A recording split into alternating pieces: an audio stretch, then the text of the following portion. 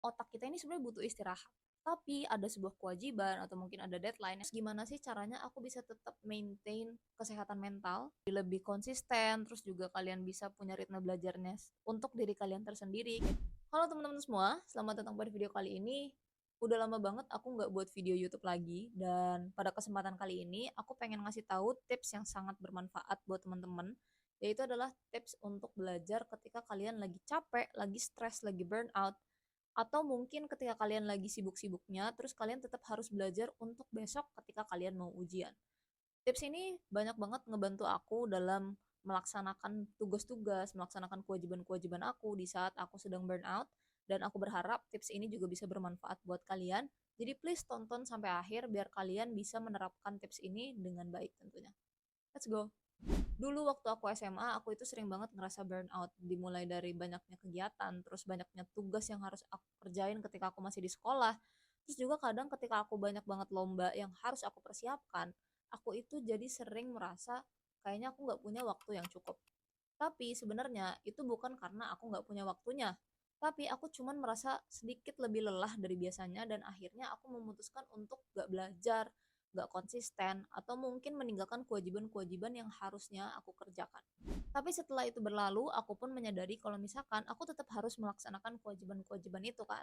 Kayak misalkan tugas, atau mungkin PR, atau mungkin kerjaan freelance dan lain sebagainya itu tetap harus aku kerjain. Terus gimana sih caranya aku bisa tetap maintain kesehatan mental atau mungkin menghindari stres-stres ringan, tapi tetap juga belajar dan konsisten dengan apa yang mau kita tuju. Dan ini adalah salah satu metode yang aku pakai. Metodenya adalah metode Pomodoro. Nah, sebenarnya apa sih teknik Pomodoro? Jadi, teknik Pomodoro ini adalah sebuah teknik yang biasanya aku gunakan ketika aku ini lagi capek banget, lagi nggak punya mood untuk belajar, dan bahkan kayak merasanya otak kita ini sebenarnya butuh istirahat. Nah, gimana sih sebenarnya teknik Pomodoro ini? Sebenarnya teknik Pomodoro ini kalian itu cukup menyiapkan dua hal, yaitu adalah tugas yang ingin kalian kerjakan dan juga sebuah timer. Timernya itu kalian setting menjadi 25 menit dan 5 menit. 25 menit ini adalah waktu di mana kalian mengerjakan tugas kalian. Kalian fokus sama kerjaan kalian, jangan melakukan hal lain, dan jauhkan semua distraksi yang bisa ya mendistract kalian saat kalian melakukan sebuah pekerjaan gitu.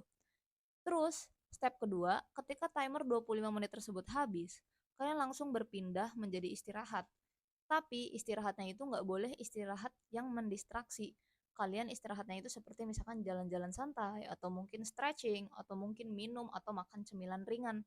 Jadi jangan kalian scroll HP, nonton YouTube, karena itu malah akan membuat diri kalian menjadi semakin terdistraksi dan malah nggak menyelesaikan tugas.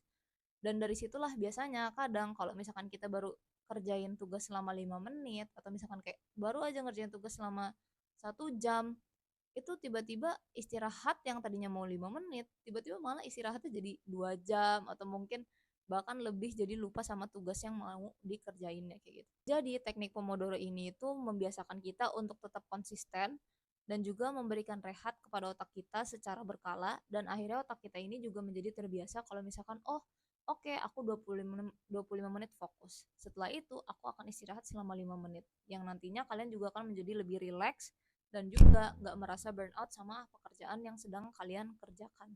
Next adalah sebenarnya apa manfaat dari teknik Pomodoro ini kalau misalkan kita melakukannya secara jangka panjang. Sebenarnya aku punya tiga. Yang pertama adalah aku yakin kita akan jadi lebih produktif, mengingat dengan menggunakan teknik ini kalian jadi bisa lebih relax, kalian jadi bisa lebih santai dalam mengerjakan tugas kalian, karena kalian juga tahu kalau misalkan kalian punya waktu rehat sebanyak 5 menit setiap sesinya. Dan akhirnya kalian juga nggak terlalu merasa terbebani, jadi kayak lebih santai. Yang kedua adalah mengurangi tingkat stres. Karena otak kita jadi punya jeda yang cukup, akhirnya jeda yang cukup itu juga membuat otak kita itu nggak terlalu tegang, dan badan kita juga kan jadi bisa rileks, dan akhirnya itu bisa meningkatkan produktivitas kita juga. Yang ketiga adalah dengan meningkatkan fokus. Dengan teknik ini kita pastinya juga melatih otak kita untuk terus terbiasa fokus gitu ya. Walaupun fokusnya itu bukan yang jangka panjang, tapi makanya itu poinnya adalah jangan sampai kalian punya yang namanya distraksi ketika kalian melaksanakan rehatnya. Jadi kayak rehat 5 menit itu jangan digunakan dengan menghadirkan distraksi-distraksi kayak nonton video YouTube, nonton TikTok, dan lain sebagainya. Please fokus sama kerjaan apa yang kalian sedang kerjakan. Dan dari pengalaman aku, teknik-teknik seperti ini sebetulnya akan sangat membantu diri kalian juga. Kenapa? Dengan teknik seperti ini kalian itu bisa jadi kayak belajar lah untuk mendisiplinkan badan kalian. Karena badan kalian juga sebenarnya butuh yang namanya ritme belajar. Gak terus-terusan diforsir, belajar terus-menerus tanpa adanya rehat. Dengan teknik Pomodoro ini kalian bisa lebih konsisten, terus juga kalian bisa punya ritme belajarnya untuk diri kalian tersendiri kayak gitu. Cuman mungkin dalam beberapa kasus nanti kalian akan belajar juga ternyata teknik Pomodoro ini mungkin ada beberapa kekurangannya juga. Misalkan kayak kalau misalkan kalian perlu mengerjakan hal yang butuh fokus secara jangka panjang dan lain sebagainya, itu juga ada salah satu minus-minusnya. Cuman untuk saat ini mungkin akan aku jelaskan sampai sini terlebih dahulu. Jadi kalau misalkan kalian semua udah cobain teknik Pomodoro ini, please leave a comment dan mungkin nanti kita bisa diskusi tentang teknik apa aja sih yang mungkin bisa aku bahas lagi di video YouTube aku. Terima kasih buat teman-teman semua yang udah nonton. Sampai jumpa di video berikutnya. Dadah. Semoga videonya bermanfaat ya.